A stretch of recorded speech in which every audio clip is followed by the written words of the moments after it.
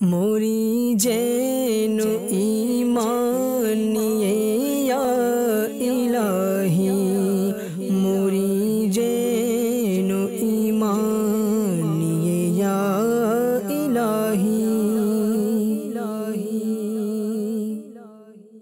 আলহামদুলিল্লাহি রাব্বিল আলামিন, আসসালাতু ওয়াসসালামু আলা সাইয়্যিদিল আমবিয়াই ওয়াল মুরসালিন, আম্মা বা'দ, ফাআউযু বিল্লাহি মিনাশ শাইতানির রাজীম, বিসমিল্লাহির রহমানির রহিম। আসসালাতু ওয়াসসালামু আলাইকা ইয়া রাসূলুল্লাহ ওয়া আলা আলিকা ওয়া আসহাবিকা ইয়া হাবিবাল্লাহ। আসসালাতু ওয়াসসালামু আলাইকা ইয়া নবিয়াল্লাহ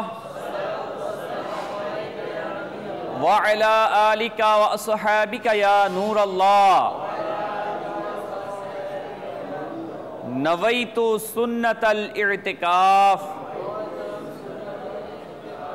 প্রিয় ইসলামী ভাইরা ও মাদানী চ্যানেলের দর্শকবৃন্দ, দরুদে পাকের অগণিত ফজিলত ও বারাকাত রয়েছে।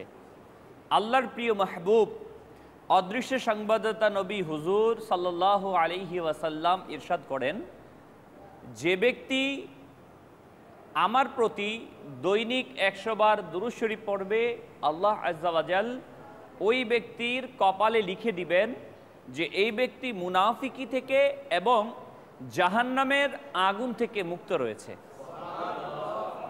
তো সুবহানাল্লাহ, এর চেয়ে আর উত্তম কাজ আর কি হতে পারে যে আল্লাহ তাআলা যদি আমাকে জাহান্নামের আগুন থেকে মুক্ত এটা লিখে দেন, মুনাফিকি থেকে মুক্ত লিখে দেন। সুবহানাল্লাহ। তো আমাদের উচিত অধিক পরিমাণে দুরূদ শরীফ পাঠ করা। সাল্লু আলাল হাবিব সাল্লাল্লাহু তাআলা আলা মুহাম্মদ সাল্লাল্লাহু আলাইহি ওয়াসাল্লাম, সালাতু ওয়া সালামুন আলাইকা ইয়া রাসূলুল্লাহ সাল্লাল্লাহু আলাইহি ওয়াসাল্লাম। প্রিয় ইসলামী ভাইরা ও মাদানী চ্যানেলের দর্শকবৃন্দ, হুজুরে করিম রউফুর রহিম আলাইহিস সালাতু ওয়াস সালাম ইরশাদ ফরমান, নিয়্যাতুল মুমিনি খায়রুম মিন আমালি। মুমিনের নিয়ত তার আমলের চেয়ে উত্তম। তো আলহামদুলিল্লাহ, আমরা বয়ান শুনছি, তো আসুন আমরা নিয়ত করে নিই সওয়াব হাসিলের জন্য, আল্লাহ তাআলার সন্তুষ্টির জন্য, তার প্রিয় নবী আমাদের প্রিয় আকা সাল্লাল্লাহু আলাইহি ওয়াসাল্লামের সন্তুষ্টির জন্য, ইলমে দ্বীন অর্জনের জন্য, এই ইলমে দ্বীনকে অন্যের নিকট পৌঁছানোর জন্য, আমাদের পিতামাতার ইসালে সওয়াবের জন্য ইনশাআল্লাহ আমরা মনোযোগের সাথে বয়ান শ্রবণ করব। আমিও নিয়ত করছি আল্লাহ তাআলার সন্তুষ্টির জন্য, সওয়াব হাসিলের জন্য আমি বয়ান করব। প্রিয় ইসলামী ভাইরা ও মাদানী চ্যানেলের দর্শকবৃন্দ, আজকে যেই বিষয় নিয়ে আমি বয়ান করব তা হচ্ছে ভাই বোনকে কেমন হওয়া চাই। আমাদের প্রত্যেকেরই একটা পরিবার আছে, কারণ মানুষ একটি পারিবারিক জীব। সে পরিবার ব্যতীত, সমাজ ব্যতীত কখনো বসবাস করতে পারে না। তাই আমাদের প্রত্যেকেরই আমরা পরিবার নিয়ে বসবাস করি, আমাদের ভাই বোন থাকে। এদের মধ্যে কেমন আচরণ হওয়া চাই, ভাই বোনকে কেমন হওয়া চাই। প্রিয় ইসলামী ভাইরা ও মাদানী চ্যানেল দর্শকবৃন্দ, আমরা এই বিষয়ে ইনশাআল্লাহ তাবারক ওয়া তাআলা কিছু কথা শুনব, কোরআন হাদিস থেকে কিছু দিক নির্দেশনা নিব। আমাদের এই যে পারিবারিক বন্ধন, এই পারিবারিক বন্ধন সৃষ্টি করেছেন কে? আল্লাহ। ভাই বোন এটা নির্ধারণ করেছেন কে? আল্লাহ। ভাই ভাই, বোন বোন, কিংবা ভাই বোন, এই যে রক্তের সম্পর্ক সৃষ্টি করে দিয়েছেন, আত্মীয়তার সম্পর্ককে আল্লাহ তাআলা তৈরি করে দিয়েছেন, এটাকে সম্পর্ক তৈরি করে দিয়েছেন আল্লাহ সুবহানাহু ওয়া তাআলা। প্রিয় ইসলামী ভাইরা ও মাদানী চ্যানেল দর্শকবৃন্দ, এই ভাই বোন আমরা যখন ছোট থাকি তখন একটা পরিবেশ, একরকম চিন্তা চেতনা। যখন ছোট্ট সময় থেকে ধরে নেন 12 থেকে নিয়ে বা 15 থেকে নিয়ে লেখাপড়া শেষ হওয়া পর্যন্ত একটি চিন্তা চেতনা।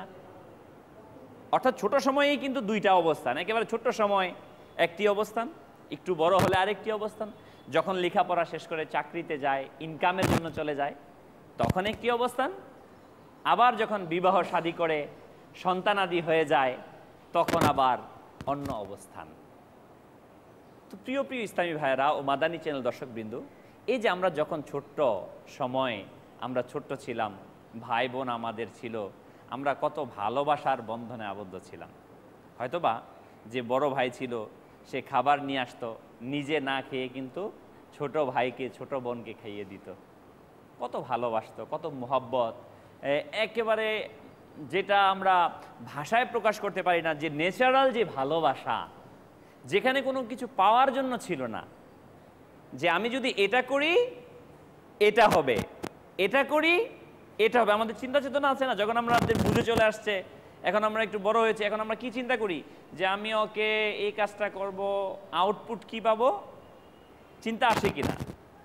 কিন্তু আমরা যখন ছোট ছিলাম ভাই বোন বাড়িতে, তখন কিন্তু কোনো পাওয়ার আশায় কি আমরা ভালোবেসেছিলাম? ভালোবাসিনি।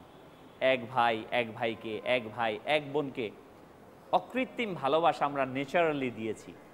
প্রিয় প্রিয় ইসলামী ভাইরা, কিন্তু আমরা যখন বড় হলাম, বড় হওয়ার পর আমাদের মাঝে আস্তে আস্তে দুনিয়াবি বিভিন্ন কিছু সংমিশ্রণ ঘটতে থাকে, আমাদের মাঝে আসতে থাকে। আর যখনই দুনিয়ার লোভ, লালসা, হিংসা, বিদ্বেষ, কুধারণা আমাদের মাঝে জন্মাতে থাকে, আমরা আস্তে আস্তে এই পৃথিবী থেকে, এই সমাজ থেকে, আমার পরিবার থেকে, আমার বন্ধন থেকে আমি আলাদা হয়ে যাই। প্রথম আমরা ছোট্ট সময় দেখতাম, আমরাও বলে থাকি যে ছোট সময় মানুষ আবেগপ্রবণ বেশি। কেন হয়? সে পৃথিবীর সব মানুষগুলোকে, সকল কিছুকে সে আপন ভাবে, আমার মতো ভাবে। বাস্তবিক তাই না? একেবারে সহজ, এখানে কোনো কুটিলতা নেই, কোনো দুষ্টামি নেই, খারাপ কিছু নেই। বিধায় সে নিজের মতো করে ভাবে। যখন সে নিজের মতো করে ভাবে, তখন এই পৃথিবীবাসীকে আপন করে নিতে পারে। যদি সে একটি প্রাণী হয়, ধরে নিন একটি কুকুর ছানা, একটি বিড়াল ছানা, বিড়াল ছানাকে ধরে নিন, একটি বিড়ালের বাচ্চা। আমরা ছোট্ট সময় বিড়ালের বাচ্চাকে লালন পালন করেছি। যদি সেই বিড়ালটি কোনো কষ্ট পেত, আমরা খুব কষ্ট পেতাম না মনের মধ্যে, কারণ এই বিড়ালটাকে আমি আপন করে নিয়েছিলাম। তার মানে এটাই বোঝা যাচ্ছে, আমি যখন কোনো কিছুকে আপন করে নেই, তখন সেটার বিচ্ছেদ, সেটার দুঃখ আমাকে ব্যথিত করে তোলে, আমাকে কষ্ট দেয়। যখনই আমরা এই পৃথিবী থেকে বিচ্ছিন্ন হতে হতে হতে হতে আত্মকেন্দ্রিক হয়ে যাই, শুধু নিজেকে নিয়ে ভাবতে শুরু করি, তখন প্রথম পরিবেশকে, পৃথিবীকে, পরিবেশকে, পরিবারকে, এমনকি আমার ভাই বোনকে পর্যন্ত আমরা ভুলে যাই। তখন শুধুমাত্র আমার নিজের আত্মকেন্দ্রিক চলে আসে। প্রিয় প্রিয় ইসলামী ভাইরা, এজন্য দায়ী আমাদের কুধারণা, এজন্য দায়ী আমাদের খারাপ চিন্তা চেতনা। শুনুন, হাদিসে কারিমার মধ্যে বর্ণিত রয়েছে, সরকারে দো আলম নূরে মুজাসসাম রসুল মুহতাশাম আলাইহিস সালাতু ওয়াস সালাম ইরশাদ করেন, সুধারণা একটি উত্তম ইবাদত। প্রসিদ্ধ মুফাসসির হাকিমুল উম্মত মুফতি আহমদ ইয়ার খান আলাইহি রাহমাতুল্লাহিল হান্নান এই হাদিসে পাকের প্রসঙ্গে বলেন, মুসলমানদের প্রতি সুধারণা রাখা এবং তার প্রতি খারাপ ধারণা না করাও উত্তম ইবাদতের মধ্য থেকে একটি উত্তম ইবাদত। সুবহানাল্লাহ। প্রিয় প্রিয় ইসলামী ভাইরা, অবশ্য আমাদের কোনো আত্মীয় স্বজন অলসতার কারণে, কোনো কারণে ইচ্ছাকৃতভাবে যদি আমাদের কোনো কাজ না করে, তখন আমরা কুধারণা শুরু করি। যেমন ভাই ভাইয়ের সাথে, ভাই বোনের সাথে যখন ভাই বিবাহ করে নেয়, ভুল বুঝাবুঝি শুরু হয়ে যায়, বিভিন্ন ধরনের কুমন্ত্রণা, খারাপ ধারণা সৃষ্টি হয়। যে বিবাহের পূর্বে যে সিচুয়েশন ছিল, অবস্থান ছিল পরিবারের মধ্যে, ভাই বোনের মধ্যে, আস্তে আস্তে সেটা থেকে ফাটল সৃষ্টি হয়। যদি বোনকে বিয়ে দেওয়া হয়, তখন আবার আরেক সিচুয়েশন। যদি ওই বোন কোনো কারণে, আল্লাহ তাআলা না করুক, যদি তালাক প্রাপ্ত হয়ে ঘরের মধ্যে ফিরে আসে, তখন সিচুয়েশন আরও কঠিন হয়। প্রিয় প্রিয় ইসলামী ভাইরা, শুনে নিন, হাদিসে পাকের মধ্যে বর্ণিত রয়েছে, যার এটা পছন্দ হয় যে তার জন্য জান্নাতে একটি মহল বানানো হোক এবং তার মর্যাদাকে বৃদ্ধি করা হোক, তার উচিত তার সাথে যে জুলুম করে তাকে যেন সে ক্ষমা করে দেয়, এবং যে তাকে বঞ্চিত করে সে যেন তাকে সেটা দান করে, আর যে তার সাথে সম্পর্ককে ছিন্ন করে সে যেন সেই সম্পর্ককে অটুট রাখে। প্রিয় প্রিয় ইসলামী ভাইয়েরা ও মাদানী চ্যানেল দর্শকবৃন্দ, যখন আমরা বড় হয়ে যাই, ইনকাম করি, আয় রোজগার শুরু করি, আমার বোনের বিবাহ হয়ে যায়, আমি বিবাহ করে ফেলি, দুইটা ফ্যামিলি হয়ে যায়, তখন আস্তে আস্তে বিভিন্ন কারণে যে আমাকে সে দাওয়াত দেয়নি, কিংবা দাওয়াত দিয়েছে আমি সময় মতো তার কাছে যেতে পারিনি, কিংবা সে আমার কাছে সময় মতো আসতে পারেনি, আমি অসুস্থ হয়েছি, সে অসুস্থতার সময় সে আসেনি, এই সমস্ত বিষয় নিয়ে কিন্তু প্রথম পারিবারিক দ্বন্দ্ব শুরু হয়, ঠিক না? অনুষ্ঠানে আসে নাই, কিংবা সে আমার ব্যাপারে একটা খারাপ ধারণা করেছে, মায়ের কাছে বলেছে, বাবার কাছে বলেছে, ভাইয়ের কাছে বলেছে, এইভাবেই কিন্তু আমাদের দ্বন্দ্ব শুরু হয়।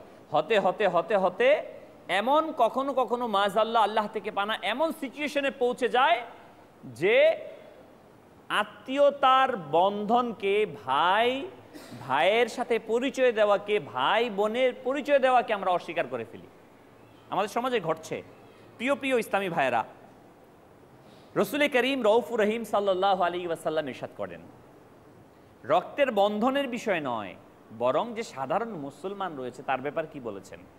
সরকার সাল্লাল্লাহু আলাইহি ওয়াসাল্লাম ইরশাদ করেন, একে অপরের কাছ থেকে মুখ ফিরিয়ে নিও না, একে অপরের প্রতি শত্রুতা রাখবে না, হিংসা করবে না, সম্পর্ক ছিন্নকারী হবে না, এবং আল্লাহর বান্দারা ভাই ভাই হয়ে যাও। মুসলমান মুসলমান ভাই না তার উপর জুলুম করে, না তাকে বঞ্চিত করে, না তাকে অপদস্থ করে।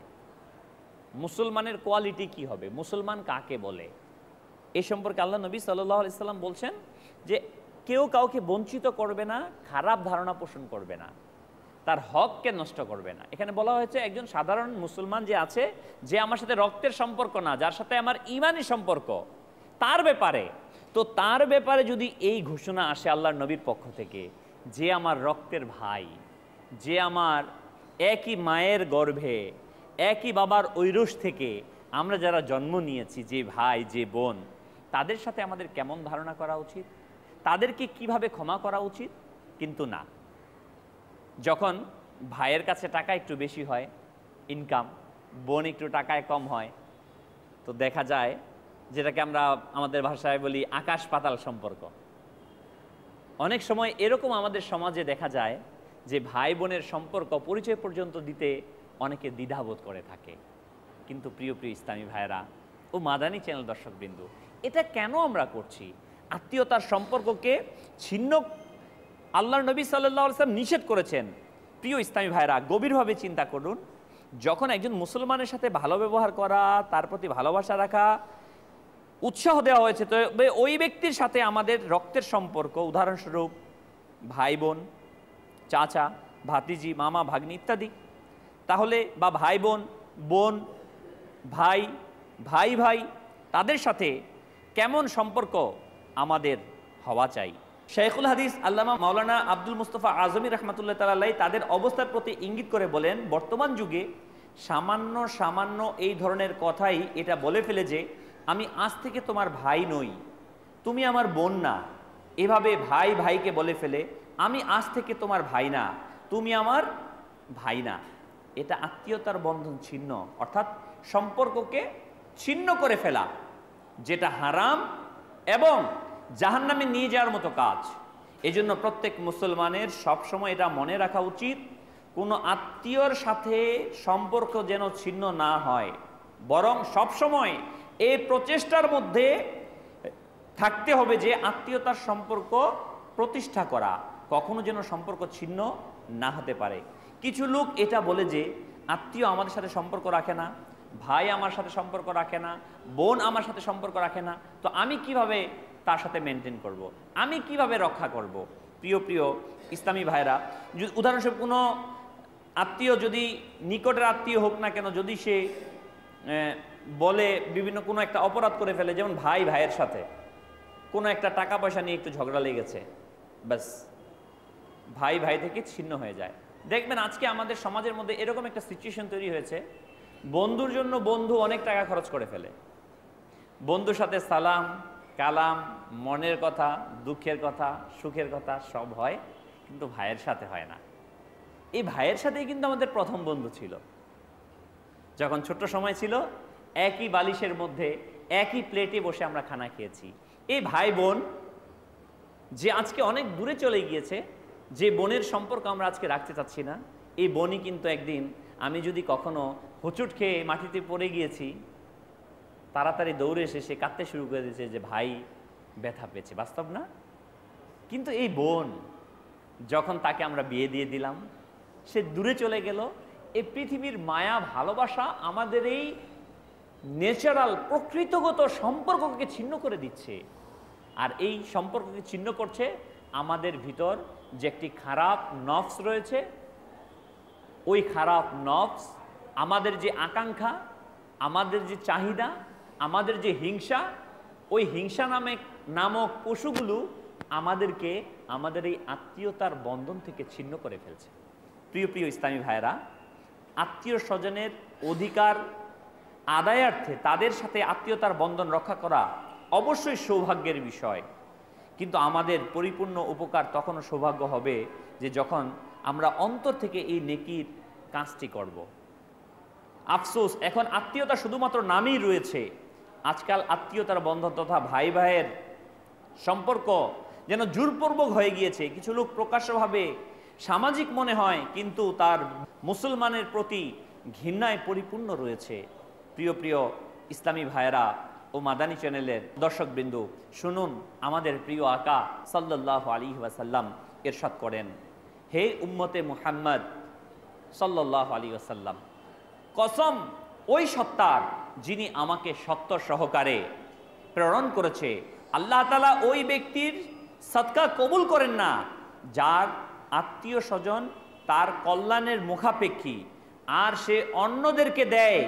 কসম ওই সত্তার যার কুদরতি হাতে আমার প্রাণ, আল্লাহ তাআলা এই ধরনের ব্যক্তিদের প্রতি রহমতের দৃষ্টিতে তাকান না। হাদিসে কারিমা যে আজকে আমি দান করি অন্য লোককে, অন্য আত্মীয়কে, অথচ আমার ভাই দরিদ্র, আমি সম্পর্ক রাখছি, হাজার হাজার টাকা খরচ করছি অন্যের কাছে। আমার বন্ধু আসলে ঠিকই আমার ঘরের মধ্যে বিভিন্ন ডিশ পাকানো হচ্ছে, খাবার পাকানো হচ্ছে, কিন্তু আমার যে আপন ভাই, ওই ভাইয়ের সাথে কতটা বছর হয়ে গেল যে একসাথে বসে ভালো খাবার খাই না। আমার বোন যখন আমার বাড়িতে এসেছে, আমি কি আমার বন্ধু যেমন আসার পরে খুব আনন্দ উল্লাসের সাথে খাবার পাকিয়ে একসাথে বসে খেয়েছি, ঠিক আমার বোন যখন তার শ্বশুর বাড়ি থেকে এসেছিল আসে, আমি কি তার সাথে ওই আনন্দ মন মানসিকতার সাথে বসে খাবার খাই? প্রিয় প্রিয় ইসলামী ভাইরা ও মাদানী চ্যানেল দর্শকবৃন্দ, হাদিসে কারিমার মধ্যে কেমন কথা বলছেন যে আমি অন্যকে দিচ্ছি কিন্তু আমার ভাইকে দিচ্ছি না, আমার বোনকে দিচ্ছি না। আল্লাহর নবী সাল্লাল্লাহু আলাইহি সাল্লাম কি বললেন যে আল্লাহ তাবারক ওয়া তাআলা যে অন্যকে দিচ্ছে কিন্তু তার বোনকে দিচ্ছে না, যে অন্যকে দিচ্ছে তার ভাইকে দিচ্ছে না, আল্লাহ তাআলা তার প্রতি রহমতের দৃষ্টিতে তাকাবেন না। আমরা কি আল্লাহ তাআলার রহমত প্রত্যাশী? আমরা কি আল্লাহ তাআলার দয়ার প্রত্যাশী? আমরা কি আল্লাহ তাআলার রহমত চাই? আমরা কি আল্লাহ তাআলার দয়া চাই? তাহলে আসুন আমার ভাইয়ের সাথে আমি সম্পর্ককে সুদৃঢ় করে নিই। হয়তোবা সে আমাকে একটি কটু কথা বলেছে, কোনো কারণে হয়তোবা স্বাভাবিক বিষয়। আমরা আমাদের গ্রামের একটা প্রবাদ বাক্য বলি, যখন দুইটা পাতিলে রান্না করা হয় তো পাতিলে পাতিলে কি হবে? আওয়াজ হবেই, ঠুস লাগবেই। তাই বলে কি ওই পাতিলকে ভেঙে ফেলা যাবে? না।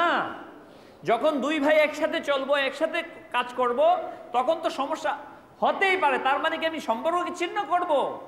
সবচেয়ে কঠিন অবস্থা তখন হয়ে যায় ভাই ভাইয়ের মধ্যে যদি বাবার কোনো পৈতৃক সম্পত্তি থাকে, আর ওই পৈতৃক সম্পত্তি যখন ভাগ বাটোয়ারা শুরু হয়, ওই ভাগ বাটোয়ারার সময় যেন একেবারে সব কিছুকে আমরা ভুলে গিয়ে দুজন, এবং এটা আমাদের এই সংস্কৃতির সাথে যেন মিশে গিয়েছে যে ভাই ভাইয়ের সাথে মামলা করা, ভাই ভাইয়ের সাথে ঝগড়া করা, প্রতিবেশীর সাথে ভাইয়ের সাথে ঝগড়া করার জন্য প্রতিবেশীর সাথে বন্ধুত্ব, কিন্তু ভাইয়ের সাথে শত্রুতা। কেন? ওই 2 হাত জায়গার জন্য। 1 হাত জায়গা বেশি নিয়ে গেছে, 1% জায়গা বেশি নিয়ে গেছে, 2% জায়গা বেশি নিয়ে গেছে। আমি এই চিন্তা করি না যে আমার বাবা যদি 10% জায়গা কম রেখে যেত, আমার বাবা যদি কোনো সম্পদ নাই রেখে যেত, প্রিয় ইসলামী ভাইরা, যে ব্যক্তি আল্লাহ তাবারক ওয়া তাআলার সন্তুষ্টির জন্য তার ভাইকে ক্ষমা করে দেয়, আল্লাহ তাআলা তাকে ক্ষমা করে দিবেন। আমরা কি আল্লাহ তাআলার কাছে ক্ষমা চাই না? আমরা কি আল্লাহ তাআলার কাছে রহমত চাই না? আমরা কি আল্লাহ তাআলার কাছে রহমত প্রত্যাশী না?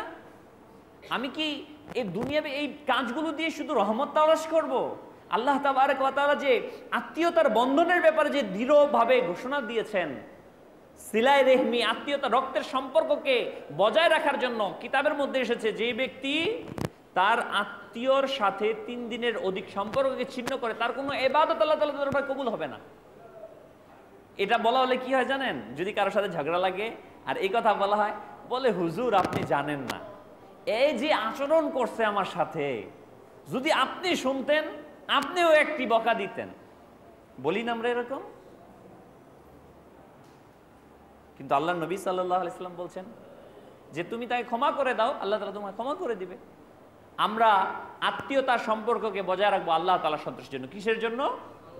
আজকে আমার ভাই যখন বিবাহ করে, তার ছেলে মেয়ে হয়, আমাদের ছেলে মেয়ে হয়, যখন বিবাহ অনুষ্ঠান হয় তখন আমরা যাই, তাকে গিয়ে গিফট দেই। কি চিন্তা করে দেই? যে আমি তাকে দিলাম 10,000 টাকা গিফট, সে আমাকে দিবে 10,000 টাকা রিটার্ন, এই চিন্তা করে না। এই চিন্তা করে যদি আমি কখনো তার সাথে সম্পর্ক রক্ষা করি, এর বিনিময়ে আল্লাহ তাআলার কাছে কোনো বিনিময় পাবো না। আমাকে তার সাথে সম্পর্ক রাখতে হবে শুধুমাত্র আল্লাহ সুবহানাহু ওয়া তাআলার রিজার জন্য। কার জন্য? আল্লাহ তাআলার সন্তুষ্টির জন্য। প্রিয় প্রিয় ইসলামী ভাইরা, রাসূল আকরাম নূরে মুজাসসাম, রাসূল মুহতাশাম সাল্লাল্লাহু আলাইহি ওয়াসাল্লাম ইরশাদ করেন, যে ব্যক্তি তার নিকট আত্মীয় স্বজনের কাছে এসে তার প্রয়োজনের চেয়ে বেশি ওই জিনিস চায় যা আল্লাহ তাআলা তাকে দান করেছে, কিন্তু সে তাতে কৃপণতা করে, তবে আল্লাহ তাআলা জাহান্নাম থেকে একটি সাপ বের করবে, যার নাম সুজা হবে। সে জিহ্বা নাড়বে আর ওই ব্যক্তির গলায় হাড়ে পরিণত হবে। এক্সাম্পল, আমার কাছে মাযাল্লাহ নাউজুবিল্লাহ, আমার কাছে এরকম সম্পদ আছে অতিরিক্ত, আমার প্রয়োজনের অতিরিক্ত, আমার ভাই এসে আমার কাছে চাইলো, কিন্তু আমি সেটা দিলাম না। তার ব্যাপারে এটা বলা হয়েছে যে ওই সুজা নামক সাপ, যার কাছে সম্পদ অতিরিক্ত রয়েছে, কিন্তু তার ভাই, তার আত্মীয়ের প্রয়োজন চেয়েছে কিন্তু দেয়নি। প্রিয় ইসলামী ভাইরা, হুজুরে করিম সাল্লাল্লাহু আলাইহি ওয়াসাল্লাম আরো ইরশাদ ফরমান, যেই গুনাহের শাস্তি দুনিয়াতে তাড়াতাড়ি দিয়ে দেওয়া হয় এবং তার জন্য আখিরাতেও শাস্তি স্তূপ রয়েছে, আর তা হলো শত্রুতা ও সম্পর্ক ছিন্নের চেয়ে বড় কিছু নয়। অর্থাৎ যে শত্রুতা পোষণ করে এবং সম্পর্ককে ছিন্ন করে, এর জন্য দুনিয়ার মধ্যে খুব তাড়াতাড়ি তার উপর আযাব আসে। এখানেই শেষ না, তার জন্য আখিরাতের মধ্যে শাস্তি রেখে দেওয়া হয়েছে। অর্থাৎ এর মিনিংস এমনটাই, কিছুটা এমন যে আমি যদি আমার ভাইয়ের সাথে সম্পর্ক ছিন্ন করি, আমার বোনের সাথে সম্পর্ককে ছিন্ন করি, তাহলে এটা দুনিয়াতেও এর আযাব আসবে, আখিরাতে রয়েছে ওইটা জমা। কারণ হাদিসে পাকের মধ্যে এসেছে না, যার সারাংশ হচ্ছে এই, যে যে ব্যক্তি চায় যে আল্লাহ তাআলা তার রিজিককে প্রশস্ত করে দেখ, যে ব্যক্তি চায় যে আল্লাহ তাআলা তার হায়াতকে বৃদ্ধি করে দেখ, সে যেন তার আত্মীয়তার সম্পর্ককে সুদৃঢ় রাখে।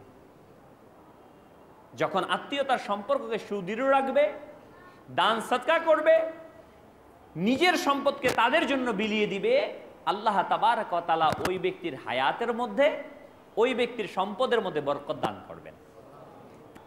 হযরত সাইয়্যিদুনা ফকি আবুল লাইন সামারকান্দি আলাইহি রাহমাতুল্লাহিল কবি তানবিউল গাফিলিন কিতাবে বর্ণনা করেন, সাইয়্যিদুনা ইয়াহইয়া বিন সুলাইমান আলাইহি রাহমাতুল্লাহিল হান্নান বলেন, মক্কায়ে মুকাররমা এর মধ্যে খোরাসানের এক নেককার ব্যক্তি ছিল। মানুষ তার কাছে আমানত রাখত। এক ব্যক্তি তার কাছে 10,000 মুদ্রা আমানত রেখে তার প্রয়োজনীয় কোনো সফরে চলে গেল। যখন সে ফিরে আসলো, তখন ওই খোরাসান ব্যক্তি ইন্তেকাল হয়ে গেল। তার পরিবারের কাছে তার আমানতের ব্যাপারে জিজ্ঞাসা করলো, তারা কিছু জানে না বলল। আমানত গচ্ছিতকারী, অর্থাৎ যে আমানত রেখেছিল, সে মক্কার উলামায়ে কেরামের কাছে জিজ্ঞাসা করলেন যে আমার কি করা উচিত। ওই উলামায়ে কেরাম তিনারা বললেন, আমরা ধারণা করছি যে ওই খোরাসানি ব্যক্তি জান্নাতি। যেহেতু নেককার ছিল বা জাহির, তুমি এই কাজ করো যে মধ্যরাতে বা রাতের শেষ ভাগে জমজম কূপে গিয়ে তার নাম নিয়ে ডাক দিবে আর তার কাছে এটা জিজ্ঞাসা করবে। সে 3 রাত পর্যন্ত এমন করলো, ওই কূপের সামনে গিয়ে তার নাম নিয়ে ডাকলো, কিন্তু সেখান থেকে কোনো আওয়াজ আসলো না। তারপর সে পুনরায় আলিমদের কাছে গিয়ে জিজ্ঞাসা করলো, জানলো। তারা সবাই আশ্চর্য হয় এবং বলল, ইন্না লিল্লাহি ওয়া ইন্না ইলাইহি রাজিউন। তিনারা পড়লেন। তখন তারা বলল, আমাদের ভয় হচ্ছে যে হয়তো এই ব্যক্তি জান্নাতি নয়, তুমি ইয়েমেনে চলে যাও, সেখানে বুরহুদ নামক একটি উপত্যকা রয়েছে, একটি কূপ রয়েছে, সেখানে পৌঁছে একইভাবে ডাকবে। সে এরূপই করলো। তখন প্রথমবারেই তার ডাকে সাড়া আসলো। আমি সেটা ঘরের অমুক জায়গাতে, অর্থাৎ ওই ব্যক্তি যে মারা গিয়েছিল, যার কাছে সম্পদ রেখেছিল, সে বলল যে আমি তোমার ওই সম্পদ ঘরের অমুক জায়গাতে দাফন করে রেখেছি, আর আমি আমার ঘরের সদস্যদের কাছেও আমানত রাখিনি। আমার ছেলের কাছে যাও, ওই জায়গাটি খনন করে পেয়ে যাবে। অতঃপর সে এরূপই করলো এবং সম্পদ পেয়ে গেল। আমি তাকে বললাম, তুমি তো অনেক নেককার, এখানে কিভাবে পৌঁছলে? যে জাহান্নামের গর্ত যেটা জাহান্নামীদের, এখানে কিভাবে পৌঁছে গেলে? সে বলল, আমার কিছু আত্মীয় স্বজন খোরাসানে ছিল, তাদের সাথে আমি সম্পর্ক ছিন্ন করে রেখেছিলাম। ওই অবস্থায় আমার মৃত্যু এসে গেল, আর এই কারণে আল্লাহ তাআলা আমাকে শাস্তি দেন আর এই জায়গাতে পৌঁছিয়ে দেন। নাউযুবিল্লাহি মিন যালিক। প্রিয় প্রিয় ইসলামী ভাইরা ও মাদানী চ্যানেল দর্শকবৃন্দ, যেখানে বলা হয়েছে যে আত্মীয়র সাথে সম্পর্ক ছিন্ন করার এই শাস্তি, আর ভাই ভাই ভাই বোন আমাদের কেমন হওয়া চাই? প্রিয় ইসলামী ভাইরা, আজকে আমাদের সমাজের মধ্যে এই বিষয়টা একেবারেই দেখা যাচ্ছে না। আসুন আমরা কিছু শুনে নেই যে বড় ভাই বোনদের উপর ছোট ভাই ও বোনদের কি হক রয়েছে। নাম্বার 1, মা বাবার মৃত্যুর পর ছোট ভাই বোনকে লালন পালন করা এবং তাদের ভালো শিক্ষা দেয়া, এটা বড় ভাইদের এটা হক রয়েছে। 2, তাদের জীবনের প্রয়োজনীয়তা পূর্ণ করা আর সকল সমস্যার সময় তাদের পাশে থাকা, যতটুকু সম্ভব তাদের অভাব পূরণ ও মন খুশি করা। নাম্বার 3, বাবা মার জীবিত অবস্থায়ও তাদের প্রতি নম্রতা ভালোবাসা প্রদর্শন করা। নাম্বার 4, গীবত, চুগলখুরি, খারাপ ধারণা এবং সাধারণ মুসলমানের প্রতি হিংসা হারাম আর তাদের প্রতি সর্বোচ্চ পর্যায়ে নাজায়েজ। গীবত, চুগলখুরি হারাম, এটা তো সর্বসাধারণ এবং ভাইয়ের বোনের ব্যাপারে আরো বেশি রয়েছে। 5, শরীয়ত অনুসারে তাদের কাছে সংগঠিত ভুল ত্রুটি ক্ষমা করে দেওয়া এবং সব সময় তাদের প্রতি নম্রতা প্রদর্শন করা। এটা হচ্ছে বড় ভাই এবং বড় বোনের কাজ ছোট ভাই বোনদের প্রতি। ছোট ভাই বোনদের উপর বড়দের হক ও আদব হচ্ছে যে তাদের সম্মান করতে গিয়ে যথোপযুক্ত মর্যাদা দেয়া, মা বাবার অবর্তমানে তাদের মা বাবার মর্যাদা দেয়া, অন্যথায় তাদেরকে নিজের পথ প্রদর্শক মনে করা, যতটুকু সম্ভব তাদের বৈধ নির্দেশের উপর আমল করার চেষ্টা করা, নিজের পক্ষ থেকে সংগঠিত হওয়া ভুলের জন্য নিজেই বড়দের কাছে ক্ষমা চাওয়া, তাদের মনে কষ্ট দেওয়া থেকে বেঁচে থাকার চেষ্টা করা। প্রিয় ইসলামী ভাইরা, যদি আমরা এই মাদানী ফুলগুলোর উপর আমল করার চেষ্টা করি ইনশাআল্লাহ আজ্জা ওয়া জাল, এর বরকতে ভাই বোনের মধ্যে অসন্তুষ্টি, তাদের মধ্যে তৈরি হওয়া দূরত্ব থেকে যথেষ্ট পরিমাণ মুক্ত হয়ে আমরা সুন্দর একটি পরিবারের মধ্যে আবদ্ধ থাকতে পারব। প্রিয় প্রিয় ইসলামী ভাইরা ও মাদানী চ্যানেলের দর্শকবৃন্দ, তো আমরাও নিয়ত করে নেই যে ইনশাআল্লাহ আজ্জা ওয়া জাল আমরাও আমাদের ভাই বোন, ভাইয়ের সাথে বোনের সাথে আত্মীয়তার বন্ধনকে সুদৃঢ় করবো ইনশাআল্লাহ আজ্জা ওয়া জাল। সাল্লু আলাল হাবিব সাল্লাল্লাহু তাআলা আলা মুহাম্মদ, তুবু ইলাল্লাহ, সাল্লু আলাল হাবিব সাল্লাল্লাহু তাআলা আলা মুহাম্মদ সাল্লাল্লাহু আলাইহি ওয়াসাল্লাম, সালাতাও ওয়া সালামান আলাইকা ইয়া সাইয়্যিদি ইয়া রাসূলুল্লাহ সাল্লাল্লাহু আলাইহি ওয়াসাল্লাম। প্রিয় প্রিয় ইসলামী ভাইরা, আমরা যেন আমাদের পরিবারকে সুন্দর করার, দেখুন আজকে আমাদের পরিবেশ আমাদের এই দেশ, আমাদের এই সমাজ, আমরা সবাই শান্তি চাই। শান্তি প্রতিষ্ঠার জন্য কত চেষ্টা করি। আমি দেশকে নিয়ে চিন্তা করি, আমি পৃথিবীকে নিয়ে চিন্তা করি, করি না ভাই? কথা বলি না? এই দেশ, এই জাতি অশান্তির মধ্যে আছে। আমি কি আমার পরিবারের মাঝে শান্তি প্রতিষ্ঠা করেছি? যেখানে 5 জন, 4 জন, 6 জন, 8 জন সদস্য, আমি আমার পরিবারের মধ্যে শান্তি প্রতিষ্ঠা করতে পারছি না, আর আমি জাতির মধ্যে কিভাবে শান্তি প্রতিষ্ঠা করতে পারি? আসুন না, প্রথমে আমি আমার থেকে শান্তি প্রতিষ্ঠা শুরু করি। আমি নিজে আমার পরিবারের যে হক রয়েছে, আমার ভাইয়ের যে হক রয়েছে, আমার বোনের যে হক রয়েছে, ওই হকের প্রতি সচেতন হই। আমি মনে রাখবেন, আপনি যখনই মনে করবেন আপনাকে আপনার অধিকার থেকে বঞ্চিত করা হচ্ছে, আপনি যখনই ভাববেন যে আপনি আপনার ন্যায্য অধিকার পাচ্ছেন না, তখন থেকে আপনি সেখান থেকে বিচ্ছিন্ন হতে থাকবেন। বরং আমাদের চিন্তা চেতনার মধ্যে এটা রাখতে হবে যে সে আমার ভাই, সে আমার বোন। কোনো কারণে যদি সে আমার কোনো সম্পদ, কোনো অর্থ নিয়ে থাকে, আল্লাহ তাবারক ওয়া তাআলার রেজার জন্য আমি তাকে মাফ করে দিলাম। ভাইয়ের প্রতি কেমন শ্রদ্ধার দৃষ্টি রাখতে হবে। অনেক সময় দেখা যায় ছোট ভাই বড় ভাইকে শ্রদ্ধা করে না, তখন সে বিভিন্ন ধরনের কথাবার্তা শুরু হয় এবং সে বড় ভাই বলে যে না, ও বেয়াদব, ওর সাথে সম্পর্ক রাখা যাবে না।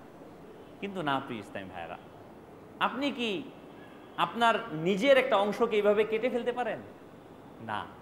আল্লাহ সুবহানাহু ওয়া তাআলা আপনাকে যে জ্ঞান দিয়েছে, আপনাকে যে মহিমা দিয়েছে, আপনি সেই জ্ঞানকে কাজে লাগান। আল্লাহ তাআলা আপনাকে যে সম্পদ দিয়েছে, ওই সম্পদকে আপনার ভাইয়ের জন্য সর্বোচ্চ চেষ্টা করুন।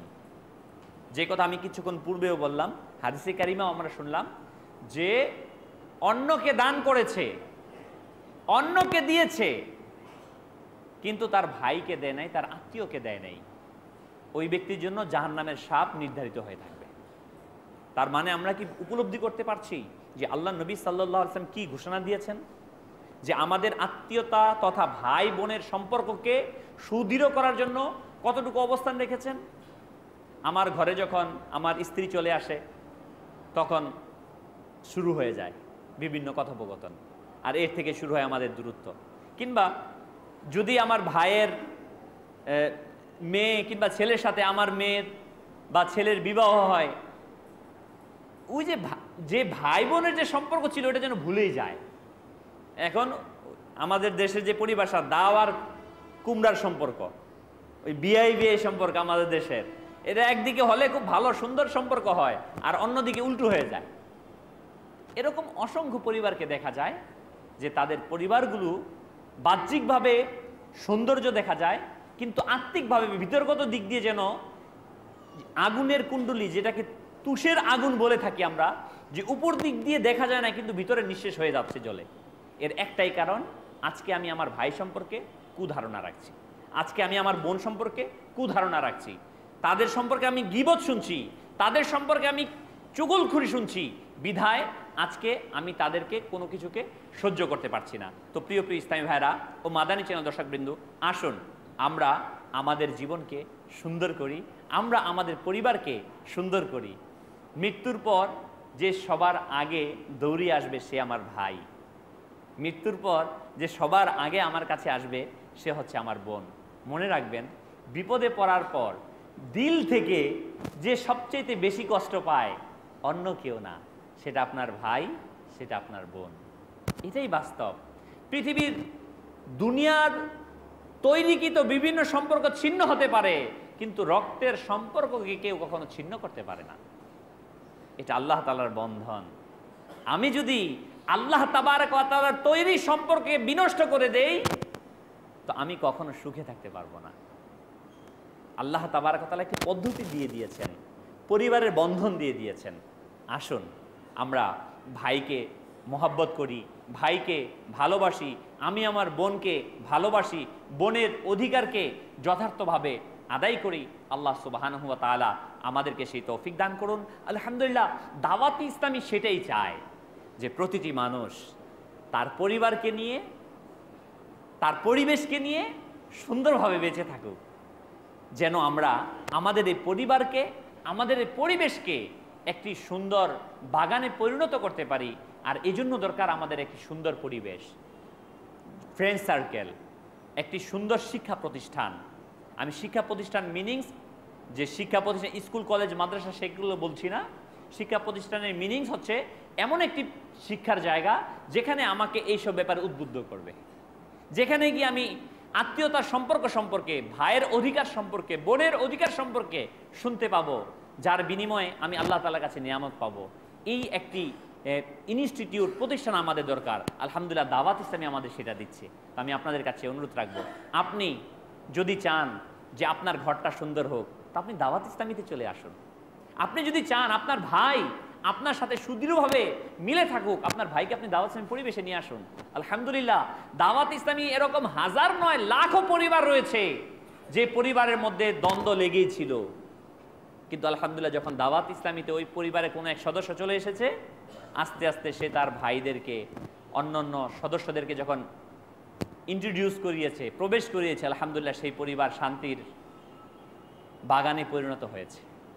তা আমিও যদি চাই আমি আমার পরিবারকে শান্তির বাগান তৈরি করব, তা আমি আপনাকে বলবো চলে আসুন আপনি দাওয়াত ইসলামীতে, আপনার ভাই এবং আপনার বোনকে দাওয়াত ইসলামী বোনদের যে মাদানী কাজ হয় সেখানে পাঠিয়ে দিন। ইনশাআল্লাহ তাবারাক ওয়া তাআলা দেখবেন উভয়ে আমাদের যখন ইসলামী শিক্ষায় আমরা শিক্ষিত হব, ইসলাম সম্পর্কে জানবো, আত্মীয়র অধিকার সম্পর্কে জানবো, তখন আমাদের মাঝে ভালোবাসার সুদৃঢ় বন্ধন সৃষ্টি হবে। আল্লাহ সুবহানাহু ওয়া তাআলা আমাদেরকে তৌফিক দান করুন। সাল্লু আলাল হাবিব সাল্লাল্লাহু তাআলা আলা মুহাম্মদ। মুরি যেন